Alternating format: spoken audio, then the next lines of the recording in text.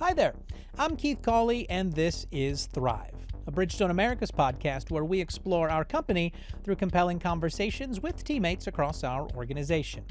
When we show a global map of the geographical locations that fall within Bridgestone Americas, there is one dot that usually gets a few more questions than others.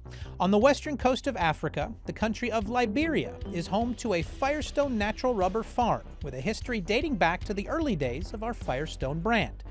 But it is more than just a location for growing rubber trees and harvesting natural rubber. It's a massive, developed community that is home to thousands of people with infrastructure built in like roads, schools, medical facilities, and beyond. Today, we are joined by three guests. One, a Bridgestone leader supporting our efforts in Liberia, and two Liberian natives and current Firestone Natural Rubber employees to talk about the history of our operations in the country and the important role they play both for Liberia and for Bridgestone. We hope you enjoy this conversation. Well, we are joined today by three special guests. We've got a packed studio here around the table to have a conversation about a topic that I think has a lot of history. It's also a topic of a lot of curiosity for a lot of our teammates when they find out about it, but it's Firestone Natural Rubber and our farm operations in Liberia, in Africa. And so we have two of our guests here from Liberia. We have another who is based in Nashville, but helping lead a lot of the Liberian operations. And so let's go around the table, get a chance to meet everybody. But across from me, we'll start and work closer, is Rick Burnett, Vice President of Internal Manufacturing. He's also President of Firestone Natural Rubber and Firestone Polymers. Rick, thanks for joining us. Nice to be here. Yeah, and then working our way back, we've got Wreh-Socree, Manager of ICT Quality Support in Liberia for Firestone Natural Rubber. Murphy, thanks for joining us. Thank you. Yeah. And next to him is Marion Wreh-Socree, Director of HR and Social Services, also for Firestone Natural Rubber in Liberia. Marion, thanks for coming by. Welcome, thank you. Yeah, we are excited to have you. I think this is a unique opportunity that we'll talk also about later in the conversation, but you are both here in Nashville having attended the Bridgestone Americas Awards, a project that Murphy was working on, and one of his teammates who's also with us won a regional award and also a global award for Bridgestone for some of the work being done in the digitalization and in the IT side. So we'll get into that, but I think we need to talk a little bit of history first as we uncover the Firestone Natural Rubber operations. But before we even get into the larger scale of the farm, the operations, and the history, want to learn a little bit about each of you. So why don't we start right next to me with Marion. We're going to dive into maybe your career journey, your background. Where have you worked through the past, and then what brought you to what you're currently doing now at Firestone? I'm a trained lawyer by profession. Before joining Firestone, I had the opportunity to work several areas, and the most immediate was at the Ministry of Labor. I worked in the legal affairs and was charged with the responsibility of representing indigent employees. I did that for years and was later made Assistant Minister for Labor Standards. Did that too for years and finally left government and joined Firestone Liberia. I went to Firestone Liberia as the HR manager, and after like 5 years, I was made the director for HR, supervising HR and social services, specifically schools. And we have to supervise 23 schools spread all across the farm at different locations. So every day is a full day. Yeah. And setting us up, I think, to talk about when people try to learn about what's happening in Liberia, they think, oh, we have a farm operation where we tap the trees for natural rubber. It is so much more than that. And I think that's part of what we want to explore today and help people understand. Murphy, what about you? What's been your background in your career and then now at Firestone? Thank you very much. And so before getting to Firestone, I used to be the IT director at our Ministry of Finance in Liberia. And then I came to school to do my master.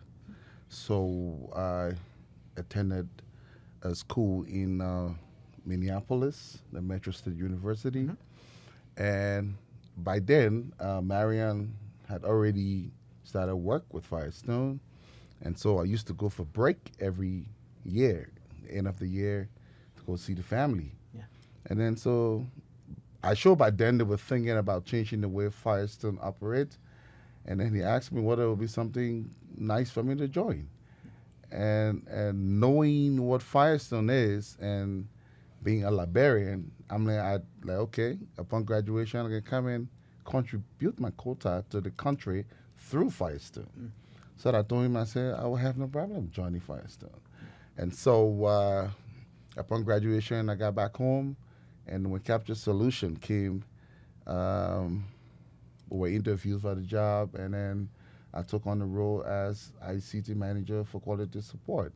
And ever since then, we've done tremendously well, and this is where we are. There you go. And the Capture Solutions is the project you worked on that we'll mention that won a Bridgestone America's award. Yeah. And our acronyms that we love, what does ICT stand for in ICT quality support? So information communication technology. Okay. It's not just the technology, but we communicate the technology to our teammates in the IT language, and then we transmit it into the common, Liberian parlance, so they will understand what we are doing, what they're supposed to do to make sure the application works. Gotcha. So not just solving some data problems, but also user adoption and user management. Changing minds and changing attitudes. Excellent. And we're going to talk a little bit about that as well, on the continued evolution of operations, which is happening everywhere, including in Liberia. Yeah.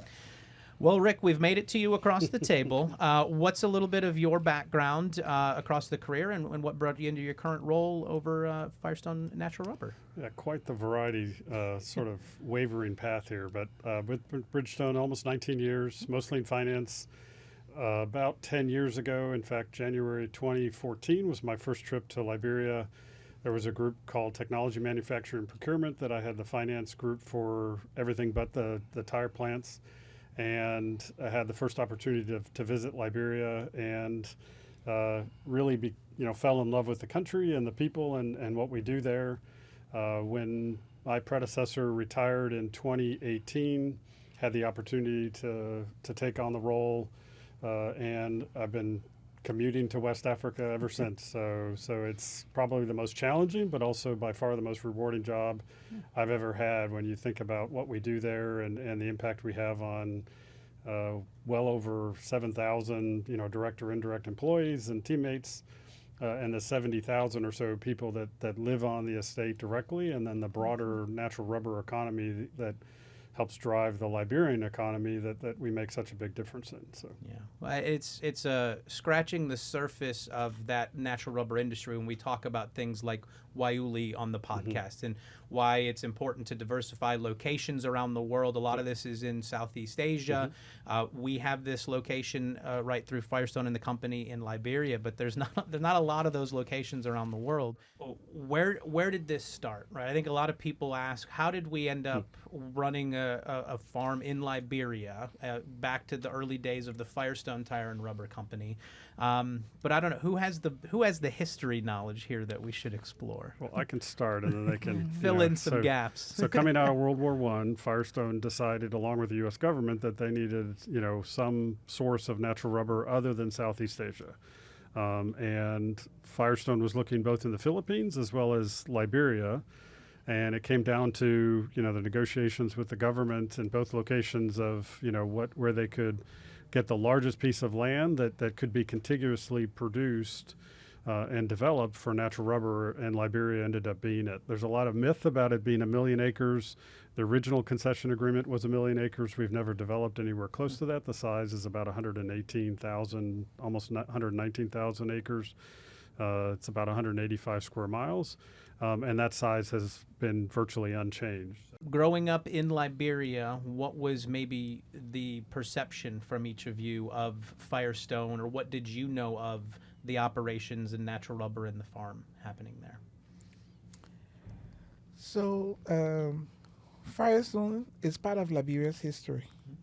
And almost all of us know as to when Firestone came and how it came because of Liberia's relationship with the U.S., and so it's a part of Liberian history. But for me personally, I grew up going to school with some students who came from Firestone. So at that point in time, the schools were not up to high school. So families that had their children there, the company were allowing them or providing transportation to commute them to Monrovia. So I grew up with some classmates from Firestone, but I hadn't gone to Firestone. I didn't. My first visit to Firestone was during my employment period. I've passed through, but never stopped there. And like I said, part of our history, and we know what Firestone contributes to the Liberian economy. As a student from business college before going to law school, and so I knew that Firestone contributed to our economy immensely. But their day-to-day operations and what it took to plant or harvest natural rubber, I didn't know until I got to Firestone. I guess, Rick, as we scale out from Firestone, where does it fit into global Bridgestone? Right, it's through Bridgestone Americas, but how does it fit into, I guess, the general business strategy of the natural rubber operations? Before we get into what all else that we've already started to talk about happens at that location. So this is the only estate or natural rubber operation that's left in Bridgestone Americas, but Bridgestone Japan has 2 estates in Indonesia, one in Sumatra and another in Kalimantan, and then a rubber processing facility in Thailand where they're buying all of the rubber and just processing the rubber. So we refer to the operation in Sumatra, BSRE, as to acronyms, as kind of a sister operation to Firestone. It's much smaller. It's about half the size or 60% of the size of Liberia. But much more stable, haven't gone through the Civil War period or conflict that Liberia did, but much of the same type of operation where it is through a concession agreement. They don't have some of the schooling and medical requirements that we do, but as far as sourcing standpoint, that is another internal source of natural rubber. And I would say the strategy for Bridgestone right now continues to evolve of how we leverage those assets. So lots of discussions over the last, say, 5 to 10 years about where does Liberia and these other assets fit within the strategy for the tire company. Liberia only provides somewhere about 10 or maybe 11 or 12% of what Bridgestone Americas uses. And overall, we only source, probably 5 or 6% internally for Bridgestone. So the vast majority comes from the outside. But, with EUDR and other requirements, our ability to provide the sort of tree to tire sourcing capability, which is what this project, ends up, contributing significantly to, has proven extremely valuable to us. And as we look at limited EUDR supplies and where that rubber is going to come from, the internal sources of that, lending themselves towards, the benefit of that vertically integrated business, which has historically been, kind of come and go strategy for Firestone and Bridgestone overall. So it helps with the transparency, at least in that front, when you can control it and see it.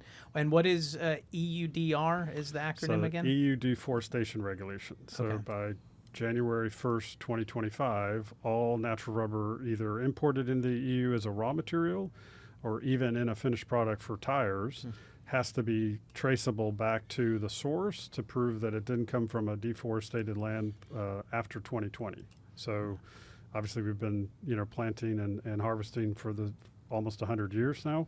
So for us, it's simple. For our outgrowers and our smallholders that we buy from thousands of smallholders in Liberia, the other side of this project is working with them to trace and map those farms to be able to use that rubber both for, EU, direct or for export that, ultimately goes into tires that would be then used in Europe eventually as well. So let's talk a little bit about those operations then that we've started to touch on that are beyond the actual natural rubber harvesting. We've got schools, we've got hospitals, you have families living within the grounds, contained as a small city to what Rick said. How do you, for people who've never been there, how do you describe Firestone Liberia in that sense? Firestone is a city. We run a city government in Firestone technically, because all of our social services are there. We have fire service, we have securities, the hospital, the school, garage. Basically, everything we need is there. And so you have employees living at various sections of the operations, depending on where you work, because taking into consideration the land size, we have several divisions, and we have employees living on those divisions being able to do their work. Like for the agricultural sector that we normally carry on the anything or the growing and tapping of the trees is the bulk or where you find the bulk of our employees. And so they reside in those areas. Division 44 and 45 is where you have most of our, or almost all of our administrative and the manufacturing plant. So you have few employees living there as compared to living on the divisions. And in 44 and 45, we have about 5 schools, and it's where we have the senior high school. And our senior high school have about 1,200 students. 1,200 students. Yes. Coming from all across the farm. Yeah. That's just, those are students of, or children of employees that work for Firestone Liberia. Yes. Yeah. All of our students are children of employees. Yeah. Yeah. How many people total work for Firestone Liberia?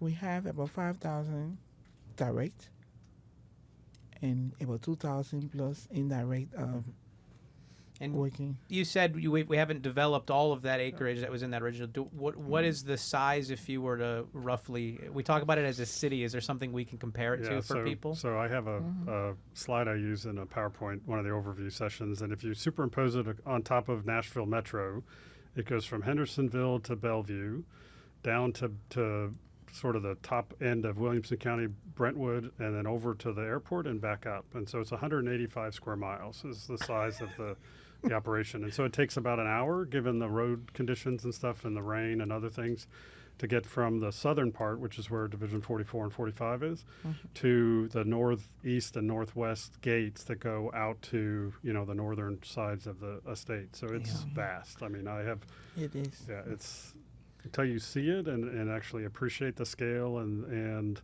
the remoteness of some of the areas on the estate and stuff. Yeah. You just can't even begin to understand the complexity of what goes into getting things done there. So Yeah. Well, we have a lot of people not from Nashville then that will Google the map of Nashville and see. But that is the full circle beyond the city, right? A couple miles in east and west, but significant mileage going north and west in terms of what Rick just outlined, which is a very large situation. Yeah. You talk about when you were growing up, you knew families that worked there. 7,000 combined-ish people, both direct and indirect. I would imagine, but tell me if I'm wrong, that there might be generations of families who've grown up on the property and work within Bridgestone. Is that a very common thing, or how many kind of generational families of Firestone employees are there? Yes, we have generational Firestone employees. In fact, we have up to 3rd generations. Yeah, currently, we have some in accounts, some in the agronomy section, agriculture. Yeah, you find it all over the farm. You have 2nd generations, you have 3rd generation Firestone. In fact, they are all over.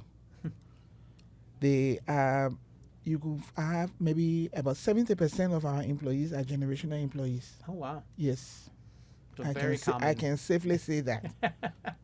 Comfortable with those numbers. Yes, indeed. Yeah. Well, I mean, you said it's more than 90 years, right, by the math that's on there, and continued evolution, not just in the operations, but the country around it that's surrounding it and flexing with not just the business, but the world.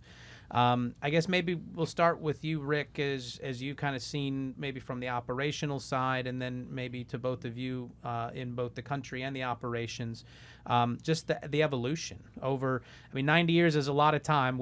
The world is very different, but even the last several years or the last decade or two, what has continued to develop around the operations there in Firestone, Liberia, and how you've talked about it flexes and how the role it serves within the company.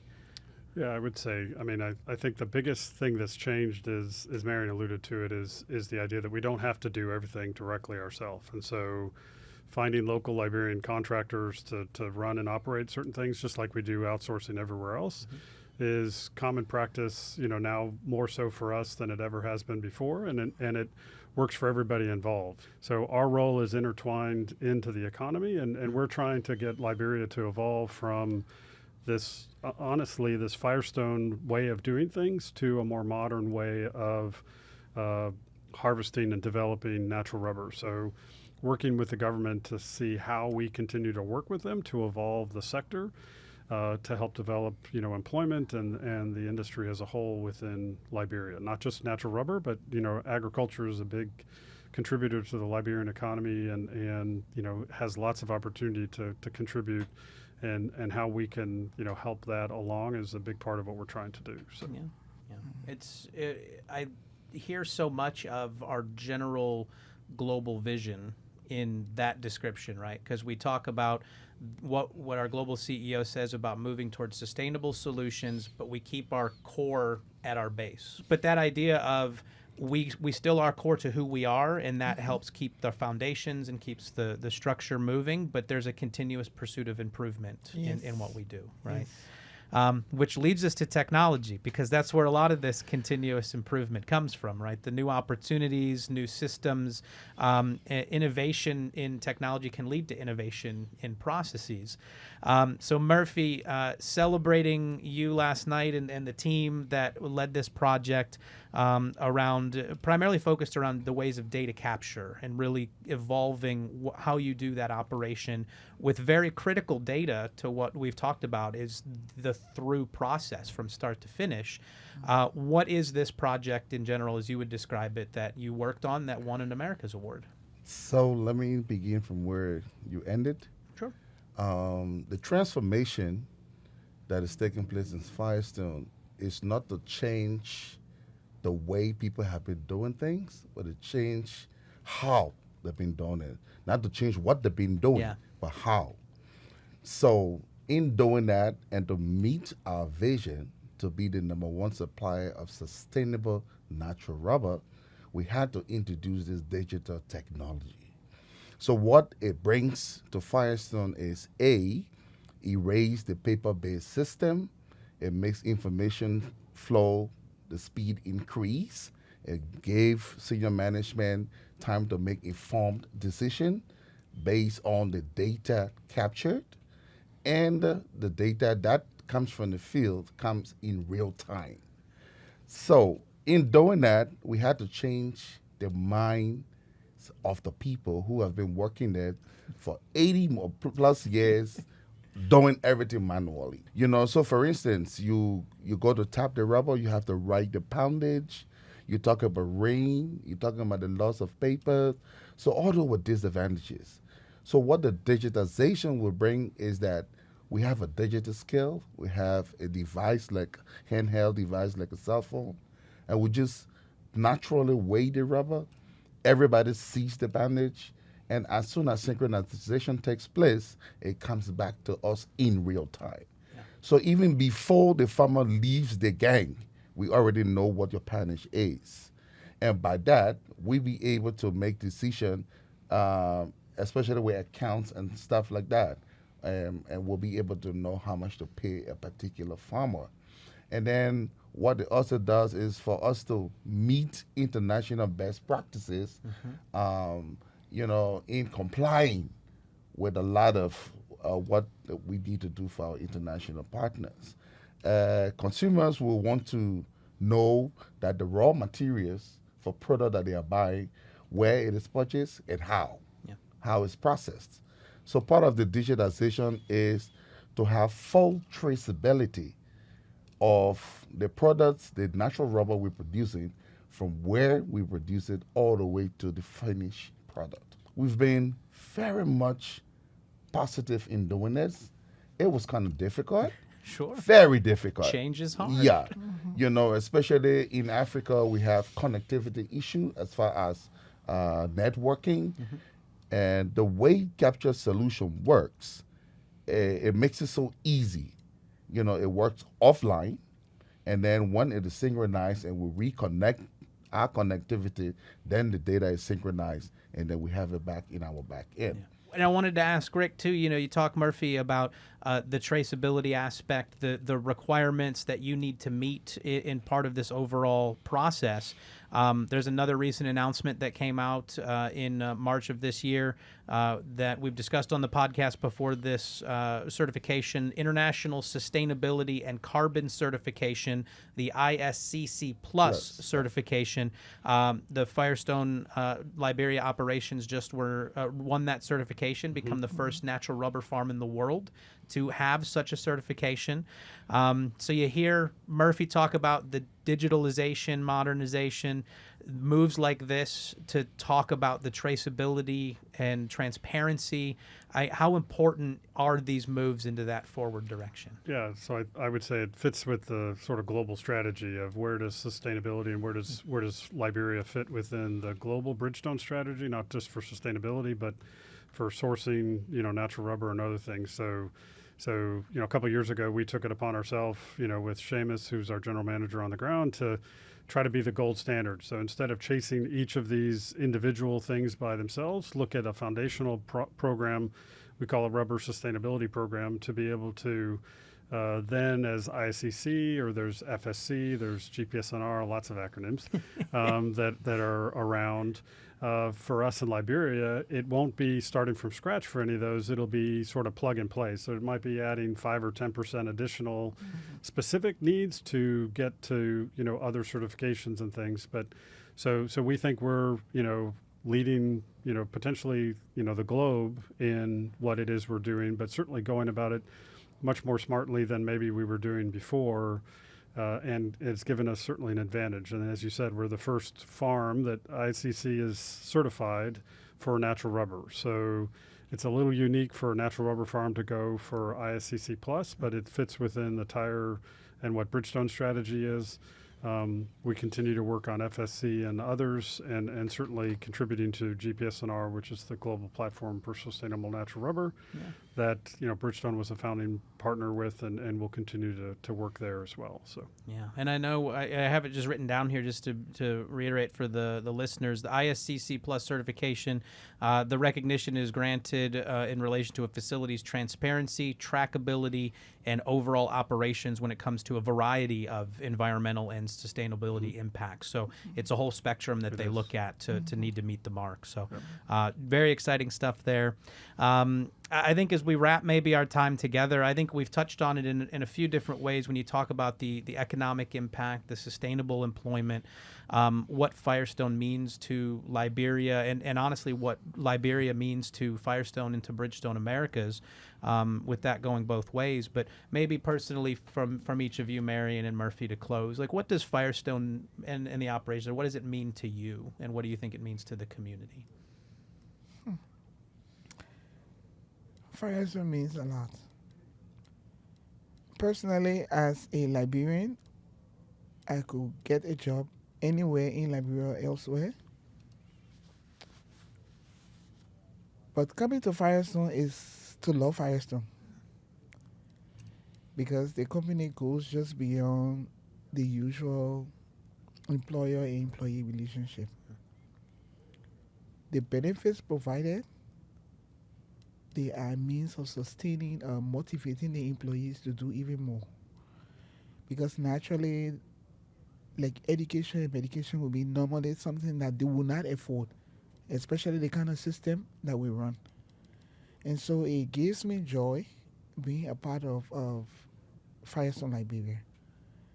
And I know sometimes it can be difficult, but I like what I do, and I like Firestone Liberia. It contributes, or it has transformed a lot of lives and it's still transforming lives. Any well-meaning Liberian will highly appreciate that. I love Firestone. I could stay there, if possible, for the next, I don't know how many years. Yeah. What about you, Murphy? Yeah. Well, Firestone.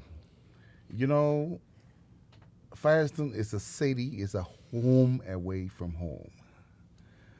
And like Marion said, Firestone is just a different place. And especially for the kind of people that I met when I came. You happy? You have right now we don't know general manager, we're all teammates, team leads. Yeah. So to make you to be a part of a whole. And they encourage you. Give you that zest. Like what Paulo, I don't know what other companies will do what they did to bring us physically to Nashville to receive this award. Yeah. Like you said, other people want it virtually.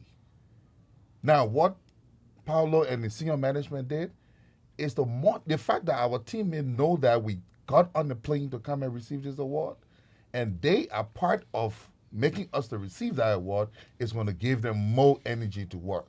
And that's from that basis I'm saying, if anybody else in Bridgestone Global think we're going to have this award and leave, we're going to keep it for life.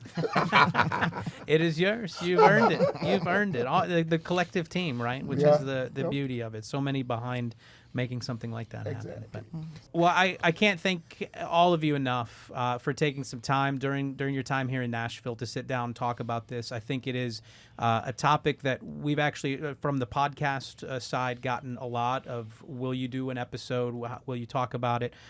We wanted to make sure if we did it, we wanted to talk about people who are from Liberia and have the perspective and can give us really the true understanding of what all it entails there, because it is, like we talk about, so much larger than the operations of the business side of it. But I do think, Rick, we probably have a whole other episode we could get into at some point about explaining the process of rubber harvesting. I mean, there's a lot that goes into just that action that is obviously the basis of operations there. That was not part of really what we talked about today. Sounds like a road trip to Liberia for you. Look, that's a whole we'll take the podcast on there. We've done it in Las Vegas. We'll go to Liberia. That sounds all right. You will love it. Yeah? Yeah. I believe. You will love it. Yeah. Well, Rick, thank you for coming by, taking the time. Murphy, Marion, thank you so much for your time on the visit and for sharing your insight and perspective. It was wonderful to have you. Thank you. Glad to be here. Great to be Looking here. forward to another opportunity. Sounds good. We'll put it on the calendar. Now, this is just one of those topics I get asked more than most about when it comes to the podcast. So hopefully today's discussion has helped a little bit with learning about Firestone Natural Rubber's incredible story in Liberia. And of course, that's just the tip of the iceberg. If you want to learn more, there's plenty of additional information about our operations in the country, and you can find it online at firestonenaturalrubber.com. If you like this chat, be sure to listen, of course, to some of our other conversations wherever it is you listen to podcasts. And remember, you can also watch episodes on our Bridgestone YouTube page. Wherever you do hear us or watch us, feel free to give us a rating or a review. Tell us how we're doing, and you can always send a question or feedback via email at thrivepodcast@bfusa.com. Thanks for listening. I'm Keith Cawley, reminding you to keep on keeping on, and remember that at Bridgestone, today, tomorrow, together, we thrive. Be good, everybody.